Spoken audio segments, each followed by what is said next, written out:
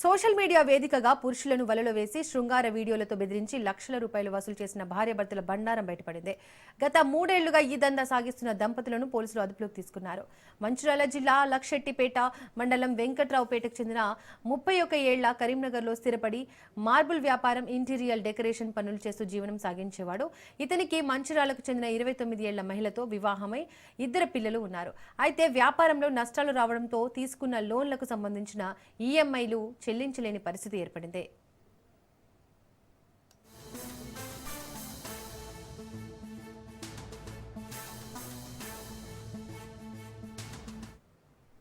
ఈ క్రమంలో సులభంగా డబ్బులు సంపాదించాలనే దురాశతో భార్యాభర్తలు కలిసి అక్రమ మార్గాన్ని ఎంచుకున్నారు. సోషల్ మీడియా ద్వారా ఆకర్షణీయంగా పోస్టులు పెట్టి పురుషులను ఆకర్షించడం ప్రారంభించారు. వ్యాపారులు, యువకులు వారి వలలో పడగానే మహిళ వారిని తన అపార్ట్మెంట్కు పిలిచి సన్నిహితంగా మెలికేది. అదే సమయంలో భర్త రహస్యంగా వీడియోలు, ఫోటోలు తీసేవాడు. తర్వాత బాధితులకు ఫోన్ చేసి వీడియోలను కుటుంబ సభ్యులకు, సన్నిహితులకు, స్నేహితులకు పంపిస్తామంటూ బెదిరిస్తూ డబ్బులు డిమాండ్ చేసేవారు. భయపడిన పలువురి వారి ఖాతాల్లోకి డబ్బులు జమ చేశారు. ఇలా 3 ఏళ్లలో సుమారు 100 మందికి పైగా పురుషుల నుంచి లక్షల రూపాయలు దండుకున్నారు. పోలీసుల దర్యాప్తులో వెల్లడైంది.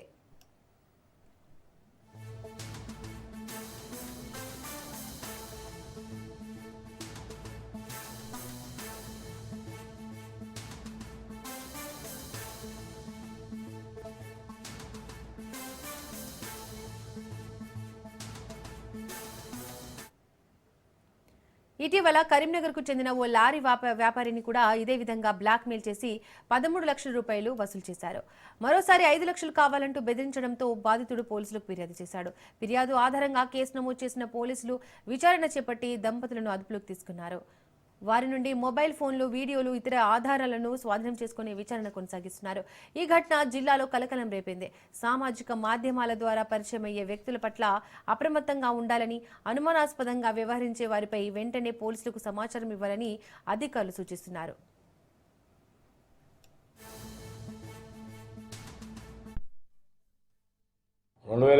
సంవత్సరంలో మంచిర్యాల జిల్లాకు చెందిన 2 యువకులు వివాహం ఆడి కరీంనగర్కు బిజినెస్ నిమిత్తం వచ్చి ఆరపల్లి ప్రాంతంలో ఇల్లు కిరాయికి తీసుకొని మార్బుల్ షాపు మరియు ఇంటీరియర్ డిజైనర్ ఒక బిజినెస్ పెట్టి అందులో లాస్ అయిన తర్వాత ఒక 5 సంవత్సరాల తర్వాత వాళ్ళకు ఒక బాబు, ఒక పాప జన్మించి వాళ్ళు అప్పుల పాలైనందున వాళ్ళు అందులో అతని భార్య ఒక కరీంనగర్ పిల్ల 143 అనే ఒక యూట్యూబ్ ఛానల్ ఓపెన్ చేసి ఆ యూట్యూబ్ ఛానల్ మరియు ఇన్స్టాగ్రామ్లలో వాళ్ళు సగం నగ్నంగా ఉన్న ఫోటోలు, పాటలు ఇవన్నీ పెట్టి ప్రజలందరినీ, యువకులను ఆకర్షించి వాళ్ళ యొక్క ఫోన్ నంబర్లు యువకులు కరీంనగర్ చుట్టూ ప్రాంతాల వారు సేకరించి వారికి సంప్రదించగా సెక్స్లో పాల్గొనాలి, మాతో శృంగారంలో పాల్గొనాలి, మేము డబ్బులు ఇస్తామంటే వాళ్ళు సరే సులభంగా డబ్బులు సంపాదించాలనే ఉద్దేశంతో కొద్ది రోజుల పాటు వాళ్ళు ఇలా వ్యవహారం నడిపించి డబ్బులు సంపాదించినారు. తర్వాత వెంటనే అట్టి డబ్బులతో